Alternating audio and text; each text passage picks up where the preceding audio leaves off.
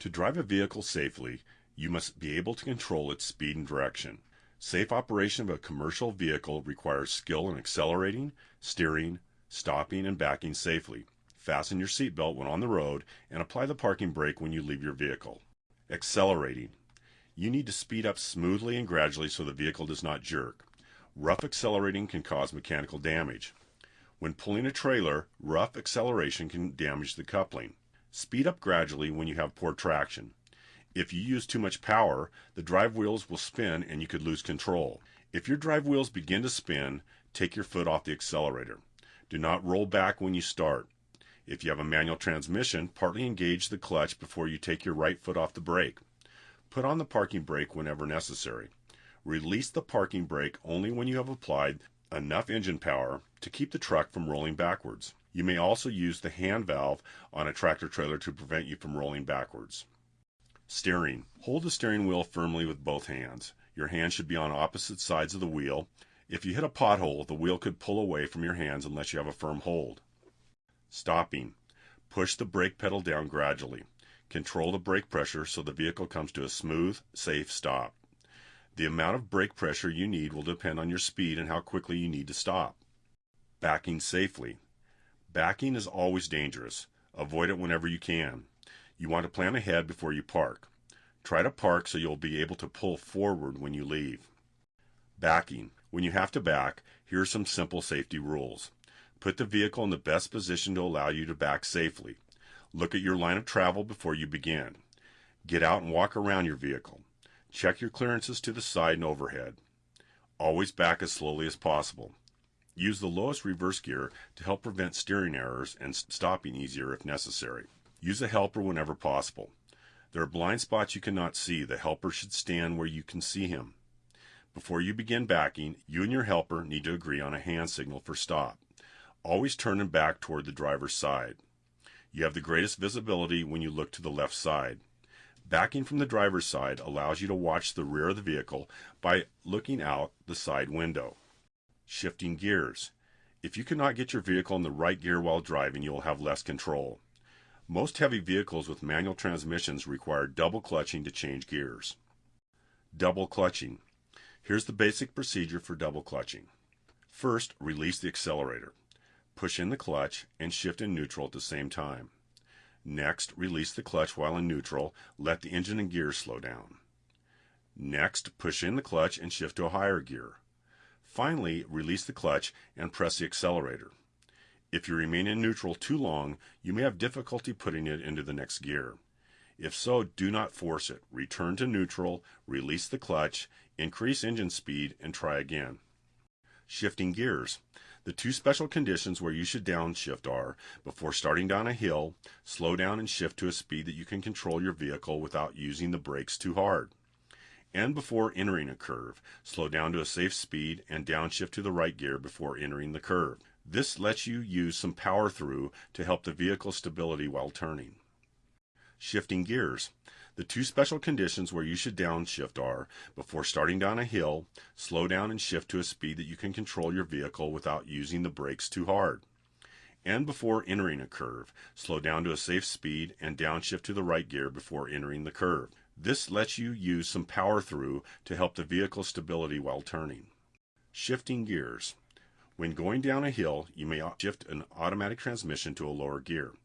This technique assists the brakes by using the engine to slow down the vehicle. An engine retarder or an engine brake helps slow a vehicle and reduces the need for using your brakes. Caution: when your drive wheels have poor traction, the retarder can cause them to skid.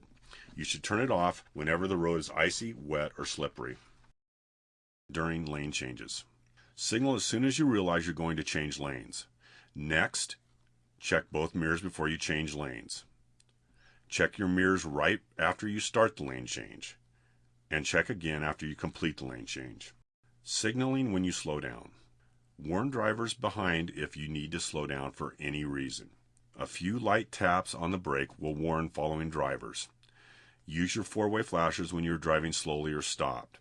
Warn drivers in any of the following situations.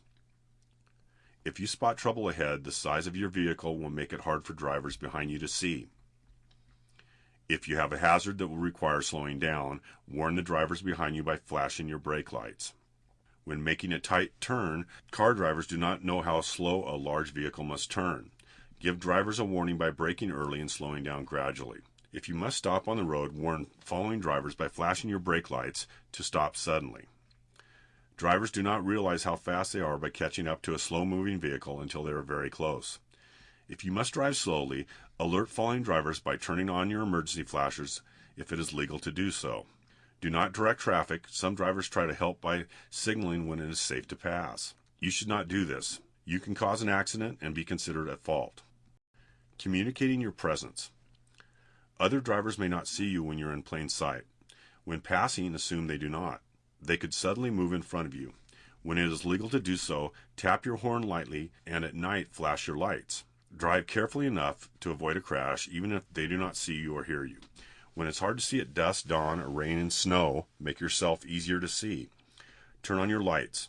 Use the headlights, not just the identification or clearance lights. When you pull off the road and stop, be sure to turn on the four-way emergency flashers. This is very important at night. Do not trust the taillights to give warning. Drivers have crashed into the rear of a parked vehicle because they thought it was moving normally. If you must stop on the side of the road, you must put out your emergency warning devices within 10 minutes. Triangles on two-lane undivided highway. Place your warning devices at the following location. On a two-lane road or an undivided highway, place your triangles 10 feet to the front and rear of the vehicle and 100 feet behind the vehicle. Triangles on a one-way or divided highway. On a one-way or divided highway, place warning devices 10 feet, 100 feet, and 200 feet toward the rear of the vehicle. Triangles on hills. If you are stopped on a hill or curve, place your triangles beyond any hill, curb, or other obstruction that might prevent another driver from seeing your vehicle within 500 feet. If the line of sight view is obstructed due to a hill or curve, move the rearmost triangle to point back down the road so warning will be provided. Communicating. When putting out your warning triangles, hold them between yourself and ongoing traffic for your own safety. Use your horn when needed. It can help avoid a crash. However, your horn could startle others and could be dangerous when used unnecessarily. Controlling speed. Driving too fast for road, weather, or traffic conditions is a major cause of accidents. A professional driver must adjust his speed to prevailing driving conditions. There are three components to total stopping distance: perception distance, plus reacting distance, plus braking distance. Perception distance is the distance your vehicle travels from the time your eyes even see a hazard until your brain recognizes it. The perception time for an alert driver is about 3/4 of a second. At 55 miles per hour, you travel 60 feet in 3/4 of a second. Reaction distance. It's the distance traveled from the time your brain tells your foot to move from the accelerator until your foot is actually pushing the brake pedal. The average driver has a reaction time of 3/4 of a second. At 55 miles per hour, your vehicle will travel an additional 60 feet. Braking distance. The distance it takes to stop once the brakes are put on. At 55 miles per hour on dry pavement with good brakes, it can take a heavy vehicle about 390 feet to stop. It takes 4.5 seconds. Total stopping distance. All three factors add up to total stopping distance. 55 miles per hour, it will take about 6 seconds to stop your vehicle. You travel about the distance of a football field before coming to a complete stop. Stopping distance chart. This chart will help give you a picture of the relationship between different speeds and the amount of space you will need to safely stop your vehicle. From the time you see a problem on the road to the time it takes you to react and begin braking until the brakes actually stop the vehicle. Speed, weight, and stopping distance. The effect of speed on stopping distance. Every time you double your speed, it takes 4 times as much distance to stop. The effects of weight and stopping distance. Heavy vehicles work best when the vehicle is fully loaded. Empty trucks require greater stopping distance. Heavy vehicles are designed to work best when the vehicle is fully loaded. Empty trucks require greater stopping distance because an empty vehicle has less traction. An empty vehicle can balance and lock up its wheels, which will result in poor braking ability. Matching speed to road surface. You cannot steer or brake a vehicle unless you have traction. There are some road conditions that reduce your traction and call for slower speeds. It will take longer to stop and will be harder to turn without skidding when the road is slippery. Wet roads can double your stopping distance. You must drive slower to be able to stop in the same distance as on a dry road. Reduce speed by 1/3 on wet roads. On packed snow, reduce speed by half or more. If the road is icy, crawl and stop driving as soon as possible. Identify slippery surfaces. Sometimes it is hard to know if the road is slippery. Here are some sure signs of slippery roads. Shaded areas of the road will remain icy and slippery long after open areas have melted. When the temperature drops, the bridges will freeze first. When ice begins to melt, it becomes wet and very slippery. Black ice is a thin, clear layer of ice. You cannot see the road underneath. It appears wet. Anytime the temperature drops below freezing and the road looks wet, watch out for black ice. When your windshield wipers and mirrors ice up, it is a good indication that the road is becoming slippery. Just after it rains, water mixes with oil on the road, making the road very slippery. Hydroplaning. When water slush puddles on the road, the tires could lose contact with the road and have little or no traction. You may not be able to steer or to brake. It is similar to water skiing. You can regain control by releasing the accelerator and pushing in the clutch. This will slow the vehicle and let the wheels turn freely. Do not use the brakes to slow down. If the drive wheels begin to skid, push in the clutch and let them turn freely.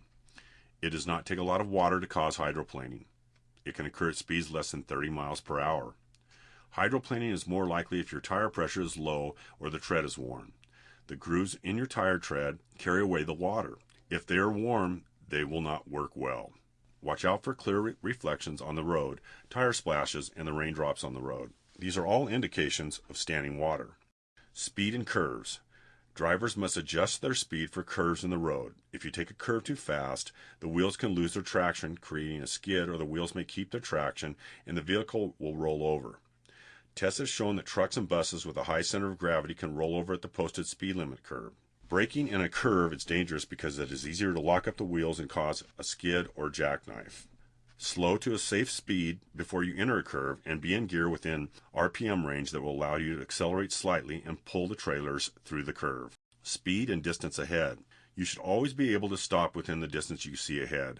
Fog, rain, or snow will limit the distance you can see. These conditions require that you slow down to be able to stop within the distance you can see ahead. At night, you cannot see as far ahead of you with your low beams as you can with your high beams. When the conditions require you to use low beams, you must slow down. Remember the example from the total stopping distance section. It takes 450 feet to stop a vehicle at 55 miles per hour.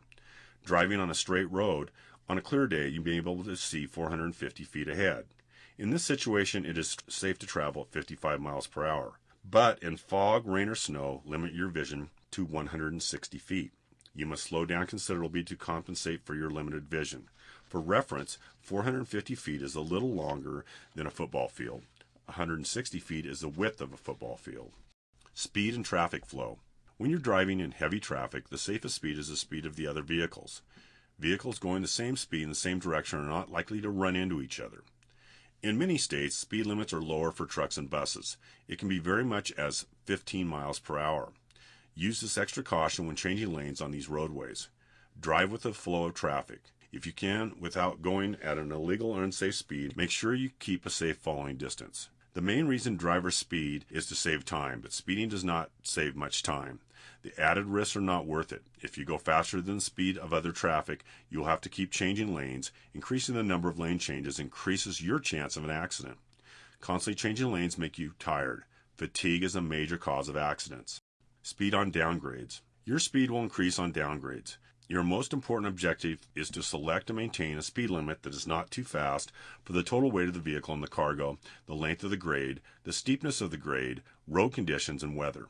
If a speed limit is posted or there is a sign indicating a maximum safe speed, never exceed the speed shown. Also, you must obey warning signs indicating steepness of the grade.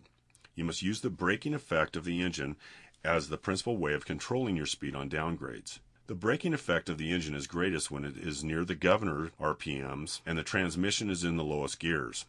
Save your brakes so you'll be able to slow down or stop in an emergency. Shift your transmission into a lower gear before starting down the grade. Roadway work zones. Speed is the #1 cause of death in roadway work zones. Obey the posted speed limit at all times when in a work zone. Decrease your speed for adverse weather conditions. Decrease your speed even further when a worker is close to the road.